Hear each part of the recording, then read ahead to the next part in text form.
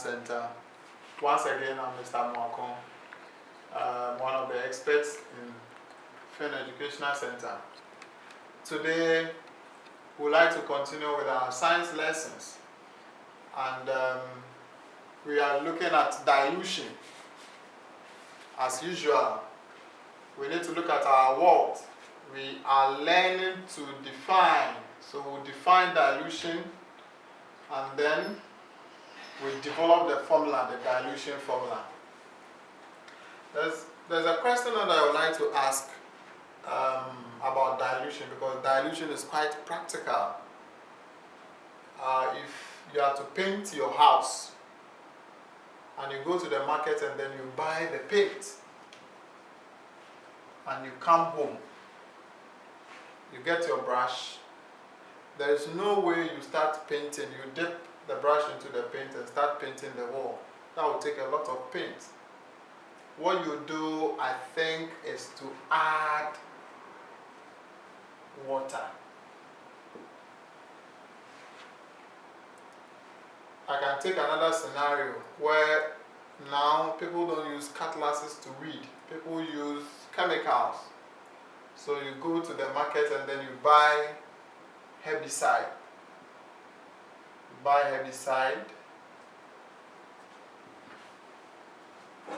And then you come home and then you put it in your machine.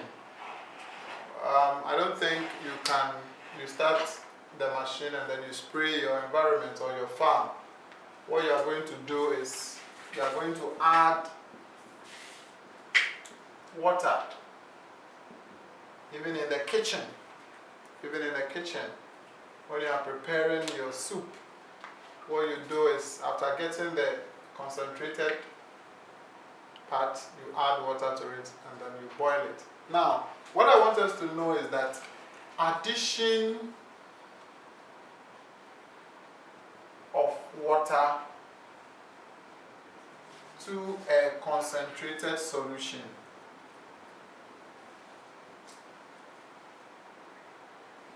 is dilution. Addition of water. When you add the water to the paint before you use it, you are diluting the paint. When you add water to the herbicides, you are diluting the paint. Now there's something that I want us to get here. Once we get to know dilution, we need to develop the formula for dilution. And it's quite simple. I'm going to use a diagram. These are two flasks. This one has a solution. I'm calling it solution A. And then we decided to add water to it, dilute it, and then the volume of the solution will increase, and I'm calling it solution B. Now, what I want us to look at is that because this is a solution, we can calculate for its concentration and say that C, okay, let's be specific. We can say that concentration of solution A is equal to number of moles of solution A over volume of solution A. When we come here, there is also a different solution. We are calling it B. So we can say that concentration of solution B is equal to number of moles of solution B over volume of solution B. Now I need you to get this understanding.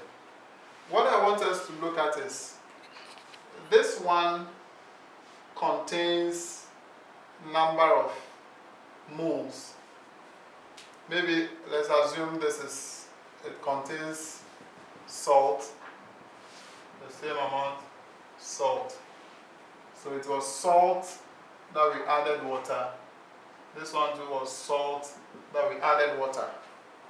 Now what I want us to know is that if I want to find the number of moles of salt in solution A, I can say the number of moles of salt in solution A, you cross multiply, is concentration of solution A times volume of solution A. We can do the same thing here. If you want the number of moles of solution B, you can say concentration of solution B multiplied by the volume of solution B. Good. Now, there is this question that I want us to solve. I had a solution that the volume was up to this level, and I added water, I diluted it, and the volume of the solution increased to this level. The question that I want to ask is, the number of moles of salt that was inside A and the number of moles of salt that was inside B, will it be the same or different? You can pause the video, think about it, and then answer. Of course, the number of moles of salt in solution A cannot change. It will be the same as the number of moles of salt in solution B. The only thing that will change is the volume of water that you added. Now, if you really agree with me that the number of moles of solution A is equal to the number of moles of solution B, then we can also say that concentration of A, volume of A, is equal to concentration of B, volume of B. Since this is equal to these, and this is equal to these, and we are saying that this is the same as this here, we can equate these two. This is what forms what we refer to as the dilution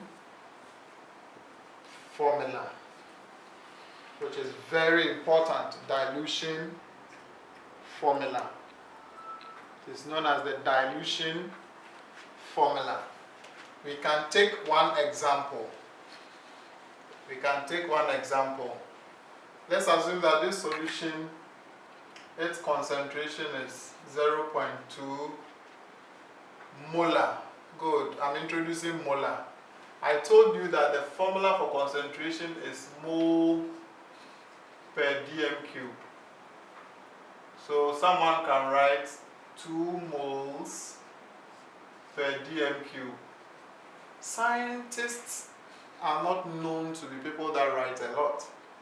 So another way of writing 2 moles per dm cube is 2 molar. So when I write 0.2 molar, it means 0.2 represents concentration, which means molar is the same as mole per dm cube. So here, if I say that the concentration of this solution is 0.2 molar, and then the volume is 100 centimeter cube, I'm sure you are getting your calculators ready. And I come here and I tell you that the concentration is 0.1 molar. But I want you to predict